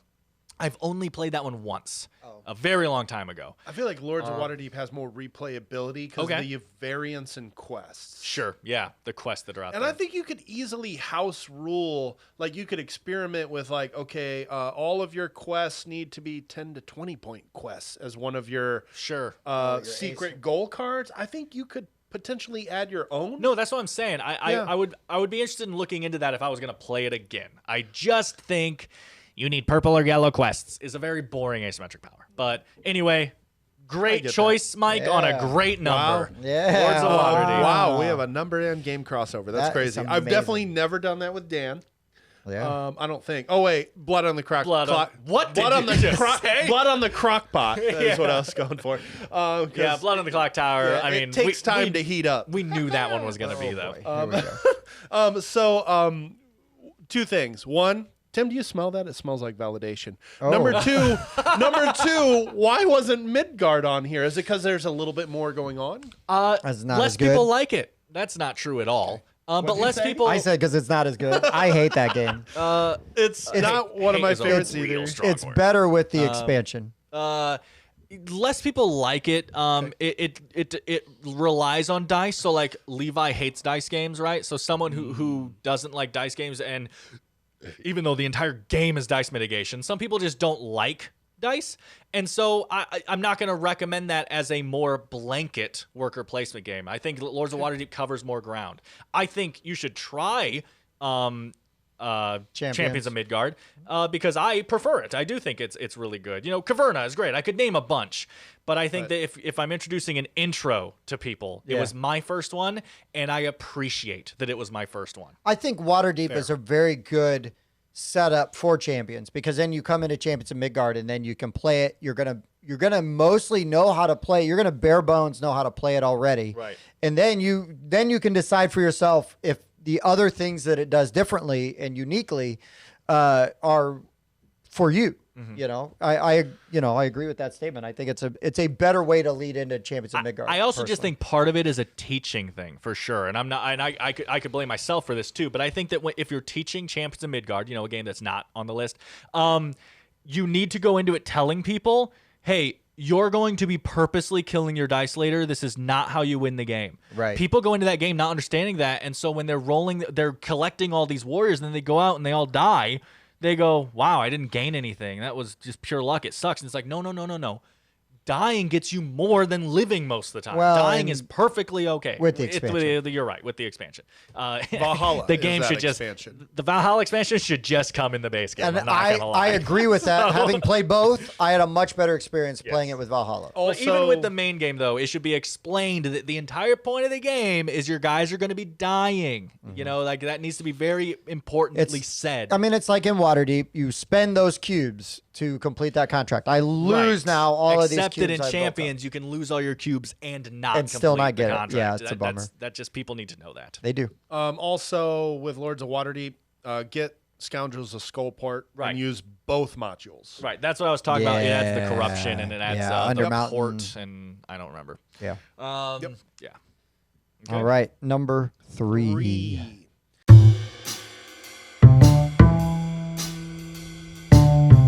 So this is the one that's out of print, but the game is so good. I struggled. I almost didn't want to, but it's so new. It just came out last year. It's Planet Unknown. This was the one that I thought you were going to say struggled. earlier. I desperately wanted this to be on my list. I'm just going to do it because, like, when we did our top 50, I had played Planet Unknown maybe a couple times, and I put it in the 30s. And since then, I've played this game like 4 or 5 more times. This is easily a top 20 game for me. This is by far my favorite polyomino game. Again, it plays in an hour, that sweet spot that I love. It supports 6. Again, a hard player count to find. It's Gateway Plus. Actually, really, it's a Gateway. I've played this with multiple people at Meeple meetups that like haven't played anything too terribly deep, and we cruised right through. It still played right at an hour, even with Teach. The simultaneous play is genius. Every game plays slightly different because your trackboard can be different, and then your what are they called? Not the trackboard, the corporation. Your planet board can be different, and those give you different combinations and synergies to try. It's just really good. And I think they know that didn't realize this game was going to be the hit that it was. Right. Yeah, for And sure. I mean, because it's sold out last year, it's sold out at Gen Con, and it's not even a year old at this point. Right. So they have to reprint it. So I have a question for you, and I only ask you this because I don't know, because I haven't played it near as much. I played it like 3 times. Do you think experienced players have a bigger advantage over inexperienced players? No, because what I say is the beginning player needs to play with the non-symmetrical side. There's a basic trackboard and a basic planet, and when you play with that, that's like the entry level game. Sure. Like, here, learn the mechanics and play it. If you have one person playing with that, and you have an experienced player playing with a combination of planet and trackboards they haven't played before, the strategy completely changes, and that is the handicap built into that game that you need to ease in new players. Nope, it does it so well. I've played combinations where, I got beat by new players because I didn't know how to strategize the combination of boards I had. I strongly agree. The one thing I will say is you'll need to really explain the objectives between players to new players. Oh, right. Yeah, because an advanced player will understand them better and will just be able to take advantage of that quickly. Sure. So that's some extra points an experienced player will probably get over a new player. But yeah, I actually strongly agree. I think that the way the asymmetric stuff works, you set up a board, or even if it's someone who's like really new, right? You can even purposely pick a planet and a corporation that go well together and give them this, and be like, look, this planet has a lot of water on it. You get extra stuff for water. You want to really take advantage of this track. And you can give them that, and then you just take 2 random ones, and you're like, I'll figure it out. There's just so many options with self-balancing within the system of the asymmetry in the game, for sure. Yeah, I just haven't played it enough to have that opinion. Like a game like Dune Imperium, for example. I feel like an experienced player is going to do 9 out of 10 times probably way better than an inexperienced player, just because of the tightness of that game and how punishing that game can be. And not that Planet Unknown is like necessarily punishing, but I mean, you can get drilled if you make some bad choices early on. Sure. But anyways, I was just curious because sometimes that matters. I think it eases in new players very well, and almost every time I've played it, we're teaching someone new. Sure. And scores don't a really good score is in the 60s, and a low score might be like 40 or 50. That's not like such a wide variance. It's like I played a game the other night where somebody beat me by 140 points. Oh, it's like, oh my gosh, it was like 150 to 300. But I still enjoyed it. But that that's happen. cool. It was 150 to 300, and the average points are 60.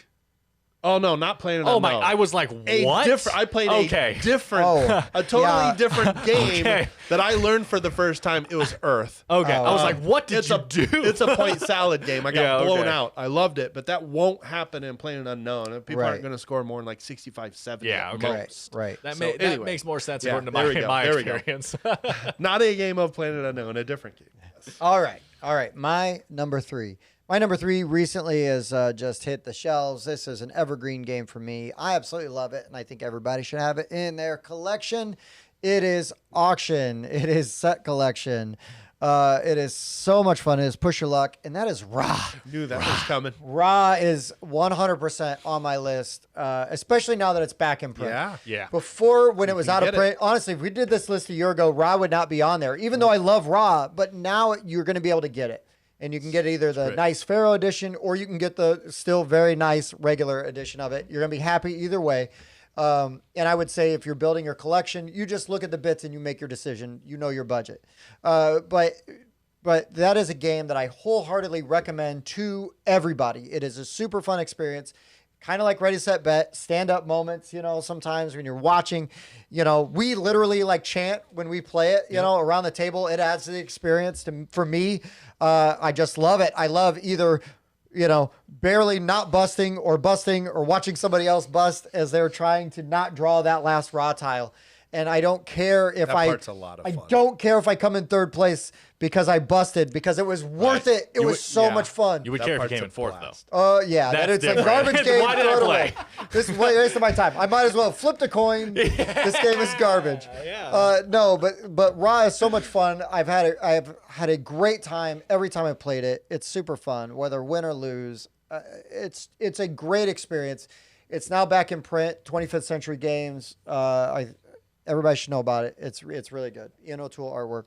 It is great. Ra's my number 4. Great pick. Must have, great cornerstone game. So, Yep. Dan. Number 3. Oh. My number 3 was my number 8. And Well. it got swapped around a couple times. Your list is invalid. For the Watergate scandal that happened. We're full circle. Yeah. Circle even. But because honestly, I just so I had, what was the other? I had Shipwreck Arcana on here, right? As a cooperative game. I wanted an actual big cooperative game on here. A lot of people would lean a Pandemic or something like that, right? Sure. Like it's just an early game that people recommend a lot. I get it. But the Pandemic system might be good. The game is okay. So then I start leaning towards Flashpoint Fire Rescue or something like that, right? Or the one that I have on my list, which is Dead Men Tell No Tales. Oh, I want to play this. It has some similar mechanics to Pandemic. The same action system for the players. It has an exploding thing that happens. Basically, you are pirates going onto a sinking pirate ship that you just fought. The ship is on fire. There's a bunch of red and orange dice that represent the fire. There's explosive barrels and stuff. And the dice are slowly heating up. They're slowly pipping up as the game goes on. And when a die gets to 6, it explodes and it ups the pips of every die adjacent to it. And then if those hit a 6, they go out. And so you just have these explosions going off, like the Pandemic style thing going on. You're fighting skeleton crew, Davy Jones type of stuff going on. And basically you're trying to get in, get as much treasure as you can, and get out together as a group. And it's just a really good cooperative game that I think takes some of the basic elements of Pandemic. It doesn't have the really good deck system, I will say. I think the card system with the flipping over deck thing is a very good system. It doesn't have that. But I think what it does have is a more interesting theme, a prettier board, and just in general, I like it more. So if I was going to recommend just kind of an opening, easy, cooperative game, I think Dead Men Tell No Tales would be the first one. Like, don't get me wrong. Again, not my favorite. Robinson Crusoe is amazing.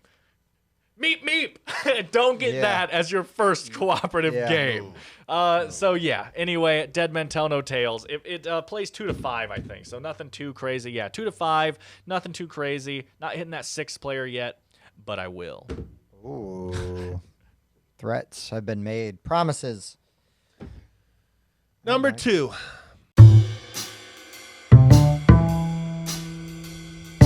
So this is my favorite strategy game of all time. It's 10 years old. You need a solid Euro in your collection. Just buy Concordia. It's amazing. It is very elegant. It's very easy to play. You can even get a 5-player game with experienced players in around an hour and a half. It's easy to teach. It's easy to learn. It's very clear what you do on your turn. You play a card. You do what it says. You keep those cards out. You got to play a different card to reset them and get them back in your hand so you have all your actions available to you again. Like Ankh. Every action you do is meaningful. Every action you do affects other players. You are always paying attention to the swing of the market and what's available and who built a city where. And all of it is just so smart. It's an extraordinarily well done game.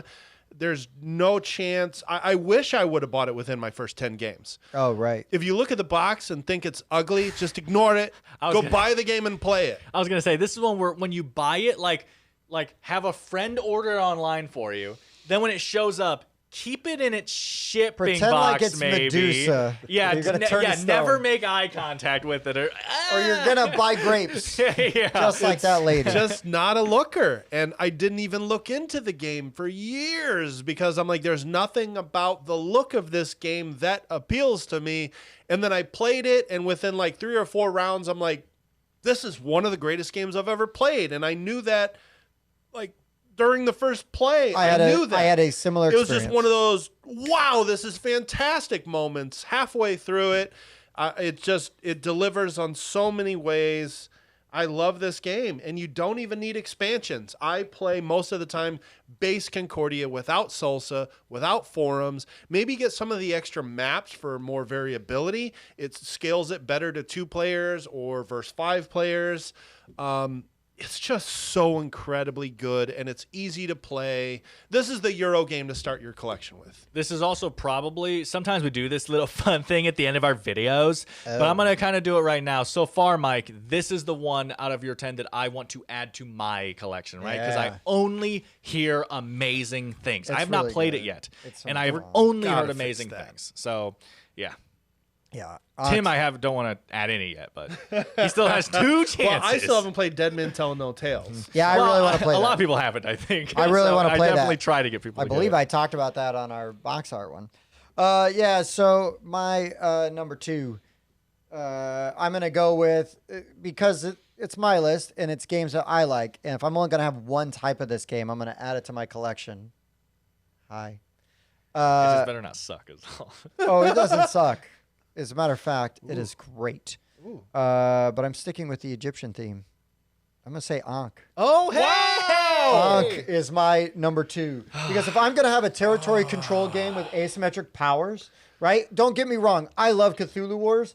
Ankh, for me, is going to be easier to teach. I feel like it actually does some more interesting things with the action selection, the way that whole thing works. That you literally can redraw the map halfway through the game at least 2 different times. It comes with a book of scenarios based on player count. The components are fantastic. It's top notch. It's really good. If you're going to sink a bunch of money into one game on my list, Ankh is going to be the game I'm going to invest in. Yeah. And I want all the stuff for. Again, I said that earlier, I think. I didn't put a lot of thought into it because I had this 10 and I was like, I'm just not going to fit a big boy on. Sure. But my initial thought, if I had to think of a big boy game that you're putting the money into and it's kind of your big show-off game, we're playing Right. a really deep, heavy game, Ankh is one of the first ones I thought of. I think it's good. I think that Ankh does it in a way that it is appealing to more than just guys who want to like go and roll dice and battle each other. You know, Cthulhu Wars is great for that. I'm going to roll dice. We're just going to slam into each other. You know, Cthulhu Wars is also like you can buy every game on my list for the money of Also- Cthulhu Wars. also so true. That's rough for first 10. But Ankh is so well 100% first 10. Ankh is going to be the game that it's like I'm gonna drop some money on this bad boy, but it's going to be so satisfying because of all these different things that it does. I mean, you've got the card refresh like you do in the card Concordia, refresh, the action selection, the action the selection, skill tree. the area majority, Yep. you know, yes, the skill tree, the merge The mechanic, merge the mechanic. controversial merge mechanic Makes it a that I semi-co-op game. absolutely love. Ankh it's just so damn good. I love that game so much. It would have to be in my collection. If I had to replace my collection, Ankh would be one of the first ones that I would go and get and make sure I had because I just love it. Yep. And it's such a good experience. I can get it to the table. I can get it played. Now, again, I'm not getting it played with my wife or my in-laws. But when my buddies that have played a few games come over and it's like, all right, guys, here we go. Yeah. Like put on your big boy pants because we're going to dance and it's going to be a good time. The more I think about that, that's a great pick. I mean, because, well, one, all 3 of us have it in our top 10. So we absolutely love the game. Yeah. It wasn't whether it was good enough to make that list. No, right. It was whether it was a starting game to make this list. Right, because none of our lists are just our top 10 games. No, because no, that'd be no, boring. No. These are ways to start your collection. Yes, right? and I agree with it as a pick for that, just like we talked about earlier. Plus, think about all of the territory control games that are out there. This is one of the easiest ones to learn. Because, like, again, here's like, the 4 actions Yeah. you can do on your turn. Pick one of those 4. Yep. Yeah, and if you pick this one, you can't do this one next. So you've got to also the timing. Yes! Oh my god, I love the timing. Yeah. Of it. That is a really good pick, and I didn't even think of it like that. But yeah, so that is my number 2. And you don't need expansions. Just pick up the base game. There's tons of amazing content in just that base game. Yes. My number 2 probably should have been mentioned earlier to be like more thematic with like how I was doing my like okay start with this mechanic and then like then your group wants to move on to derailed this. you though with the 2 player. Yeah, no, it's fine. I was just saying like because the reason this was on the list is obviously it's a great game, but also it's both cooperative and competitive, and it does it in a genius way. And it plays 2 to 7. What? It plays 7 people. and that's Between Two Castles of Mad King Ludwig. Man, this game should have been on my list. This game is so good, and it does what I was trying to explain is, let's say, I don't know, there's the three of us playing right here, right? So I am building a castle with Tim. It's being built between us, and I'm trying to score this really high. But then also, I'm building a castle with Mike, my other neighbor, and it's between us. Mike is building that castle with me, but he's also building a castle with Tim between him. So how this works, right, is like, so Mike and I are pure competitors. Or sorry, in this game it wouldn't be. Let's say Bob was sitting between them. Yeah. Bob and I are pure competitors in that case. But me and Mike are trying to score a nice castle here. And there's drafting in it where I take 2 tiles and I'm going to put one in my left castle, one in my right castle. And I have to really choose that importantly because at the end of the game, I'm scoring whichever one of my castles has the lowest points. So I'm trying to keep them as even as I can as I'm going throughout the game. So not only is it competitive, we're trying to play against each other, but also there's this really, really fun cooperative thing going on to where I draft these tiles and I go, okay, Tim, this is the one I took for us. I think this is really good. We can put this here. Okay, great job. This is going to get us a bunch of points. Screw that guy. Yeah. Bob, this is the castle that really matters, okay? Yes. Like, so this is the tile that's going to go here, okay? I didn't mean a word I said to him, Tim. I'm sorry. And you're doing this back and forth, like, kind of co-op thing to where you're playing off of both of them, and I want this castle to be my highest point castle. But I want it to be Tim's lowest point castle. I want that to be Tim's highest point castle, right? So that I get the more points and Tim doesn't. You know, it's just a really, really good system. The way they worked, it's obviously based on Between Two Cities. So that's the main system. So I'm kind of complimenting that system. But Between Two Castles of Mad King Ludwig takes it. It just makes it prettier. I like the scoring in that one just a bit more. It's very similar. And I just think it's a perfect merge of two games that are good to me and makes it A+ material. So no, fantastic choice. This is one of my favorite. I say Stonemaier games, right? Because it came out under their publishing umbrella. But man, I love that game so much. It's fantastic. I love playing it. It's so good. Yeah, just great pick. When you're getting new people into the hobby and you're hosting, having a game that is thinky competitive, but also kind of co-op is difficult and super useful for teaching. Yep. Very good. Very good. Mike, the number one. Number one games you should start your collection with. Don't you blow it. This is the game I have played the most this year. Okay. Can I guess? Kites. Yes. You have to talk about Cubitos, right? No. Okay. I just really thought you were going to talk about that for this. Not this year. I have seen the way the active dice go to the discard be fiddly for some people. Okay. And some people kind of struggle with that. And I can see why it doesn't appeal to some people. Okay. I have a visual aid. It's Splendor Duel. Oh. Splendor Duel, number one, improves on the original in every possible way. Impossible, I don't know. Other than player count. Original Splendor plays 4. Well, you can say it improves on that because regular Splendor doesn't play great at 2, right? And this one does. I've played Splendor most at 2. Oh, really? Okay. Yeah, yes. Me too. And so I didn't like it. So number one, I love Splendor Duel, and I've played it a lot. I think it improves on the game tremendously. It's inexpensive. It is a small box. It plays in under 30 minutes. On top of the fact that, okay, I bought this game today, and I have it as a visual aid because my dad is retiring this summer. They like games, but they're not going to be hardcore collectors. And my mom asked me to buy them games that they could take and play in their camper. Mm-hmm. They own 2 games. This is one of the first 5 games they need to own and play together. Perfect. Like, how could I not include it? It's one of my favorite that I'm playing right now. What a timely list. Yeah, you set this up. I bought it before we started.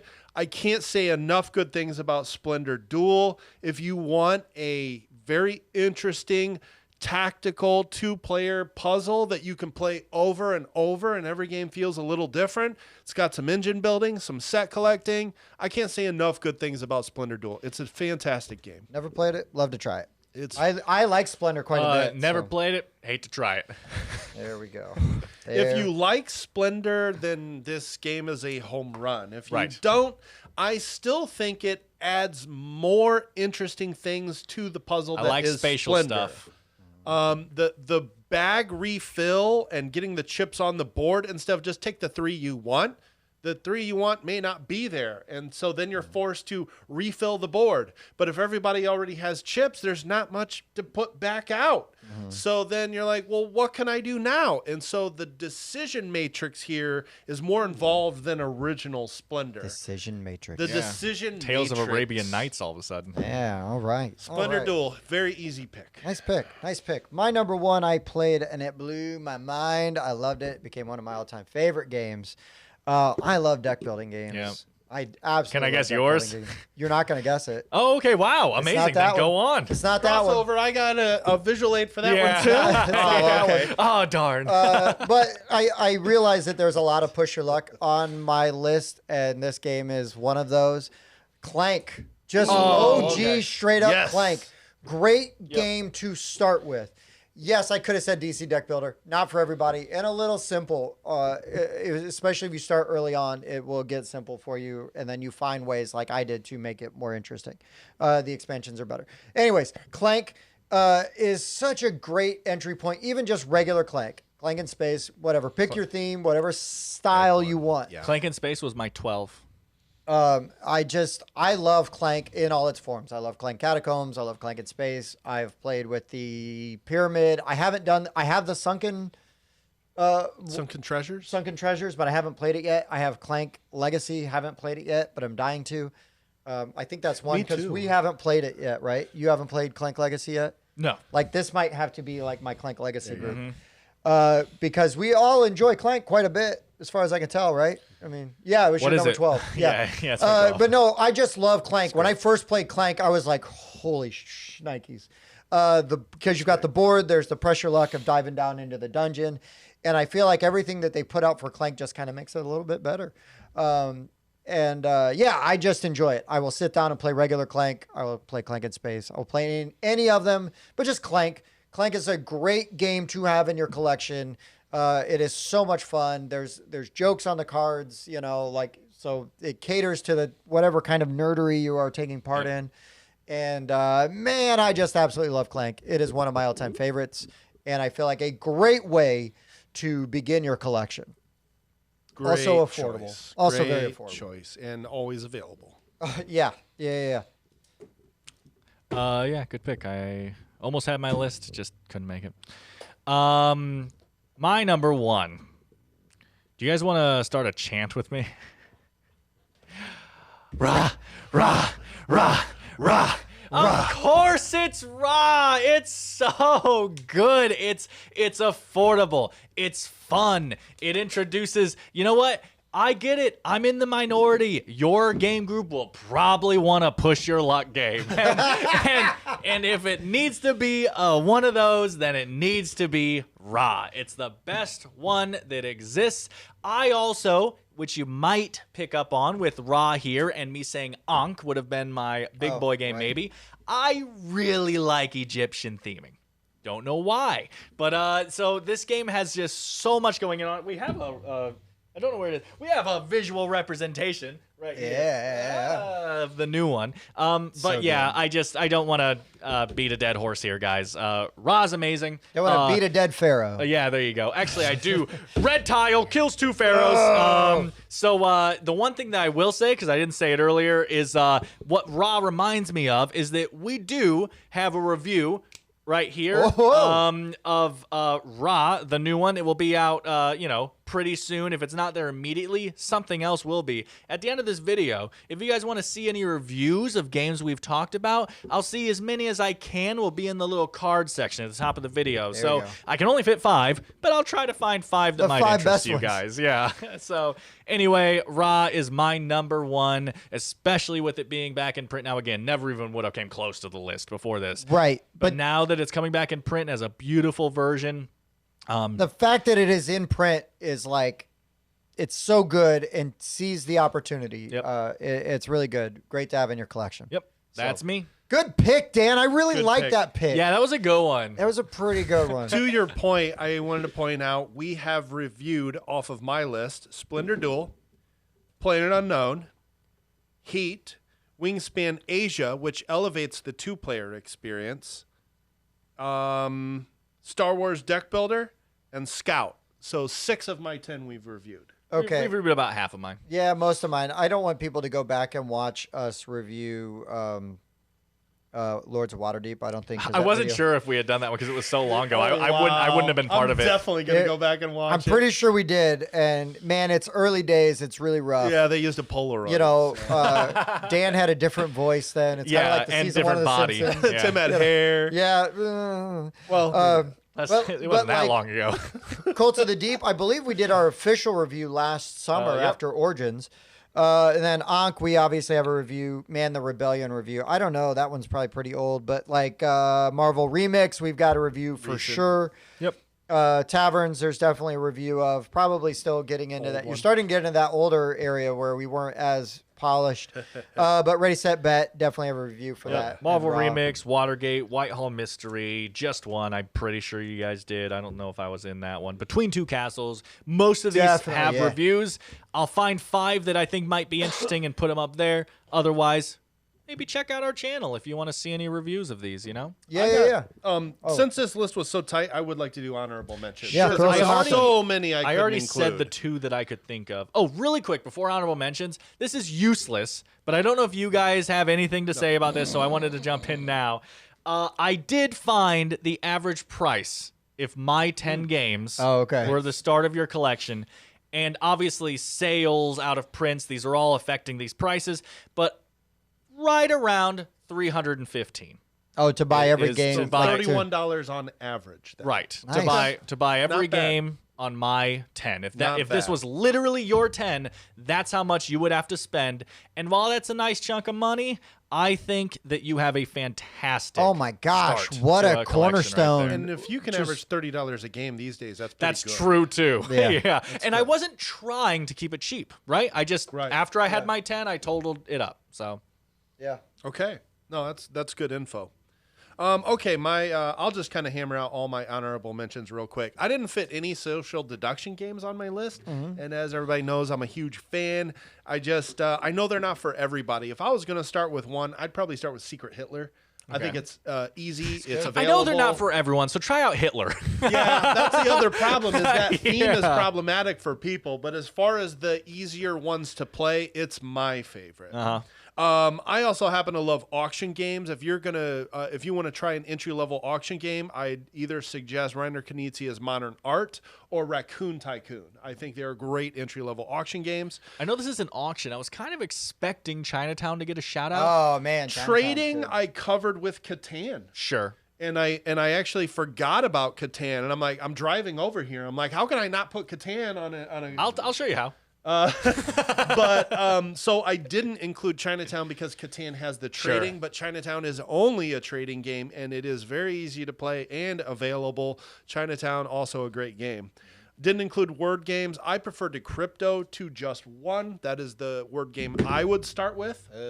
I didn't include co-op games. If I had to pick one to start with, for me, it's Horrified. I like the theme that's a better good than one. Pandemic. I like the whole monster fighting thing. I really enjoy Horrified. Karuba is a really great path building game that plays in less than 30 minutes. You can even buy 2 copies and play it with 8 players if you want, or 3 copies and play it 12. If you want to do more math, you can. I won't.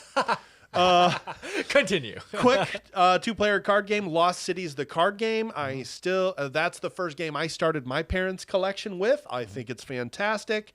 The dice game that I would start with that's also a roll and write is any of the Ganshon Clevers. Yeah, Ganshon's clever, so good. They're all very good. Enjoy those And quite a bit. Wolfgang Warsch game. Last but certainly not least, if you want a game that has drafting and engine building, get It's a Wonderful World. I almost And if I you almost get had the it. expansion, it supports 7, and that's an even harder player count to get. I had it on here. That's what I crossed off to put Catan on the list. So I had It's a Wonderful World at 7 originally. It's on a World is on my short list somewhere. I don't have an exact great. number for I don't that know one. that there's any honorable mentions that I have that weren't mentioned either via honorable mention or your all's list. But man, The only thing that I would say was, so just one is my favorite part of game. You pointed out Decrypto, but really just find some of these really popular ones right now and pick one. Blank Slate is Blank great. Slate, So Clover is really Oh, good. yeah, that one's great. Like, just find the one that Green you Team like wins. the idea of the most and get it. You'll have a You'll- great time. You're gonna with have it. a good time. Actually, we were at a little mini con yesterday, and my daughter won a door prize. It was like a bag full of card games, and we played. It was Taco Cat Goat Cheese Pizza. Yep. We played that like 7 times. We had a great time. It's a goofy little game, but everybody had a really good time playing it. My son played it. You know what I mean? So like we're all playing it and having a good time. So to that effect, right? You can find one of those kind of games, like Dan said. You pick one that sounds appealing to you, whether it's got a clever title or you just, oh yeah, I like these kind of games. Bang them out, man. You're going to have a good time. They're going to get people in. You're going to bring them in, and then you can play stuff when you're ready and you're interested. You can play heavier stuff, you know, even if it's just a little bit heavier, you know, or medium weight stuff. You're going to have a good time. It's great. Concept just popped in my head too. Yeah, but yeah, super good. Any of them. Super good. All right, guys. What a fun list. What a fun list. It was. You guys did a really good job. You Thanks. were We did, Mike. swell. You and I. Crossed over. We did. We had a perfect crossover. Yeah. Dan and I crossed over, but differently. Yeah, it was one off, man. You said Marvel Remix, and I was like, you fool. Should have waited by one. Well, so we had Raw and Marvel Yeah. Remix both, but Remix was so much closer. No. So what are your guys'? What are the games you would recommend to start a collection with? Who on our lists? You know? Yes. No. Ugh, why? Or if you are literally starting your collection right now, do you own any already? What did you start yeah. with if you're like recently starting? Listen, Mike will send you one of the games off of his list to help you. That's get your the only list. reason I know him is he sends me free stuff. Depending which That's not game true. you pick. I just put Mike right on. I'd right on honestly the give spot. away Concordia just so more people can Oh, experience it, and then I'll go rebuy it. Dan is sitting right here. It's Yeah, I so know. good. Dan is sitting right here. Yeah, Rude. screw me, right? Rude. Rude. I'm not giving away my copy of Concordia. Don't forget, guys, if you found the information in this video useful or entertaining, if you just like laughing at our stupidity, don't forget to maybe hit that like button and see what else we yeah, can that offer you first. guys. Yeah. Then comment on the ones you like the most, and if you think there's other topics we need to cover, don't forget, mention them. We source our viewers Yes. for our topic. So if Yes. there's something you really think we'll cover, if we find it interesting, we'll cover it. Yeah. Again, we have a Patreon. Check it out if you're interested. If you want to support the show. But again, you support just by watching. So thank you for making it to the end. We're on Discord.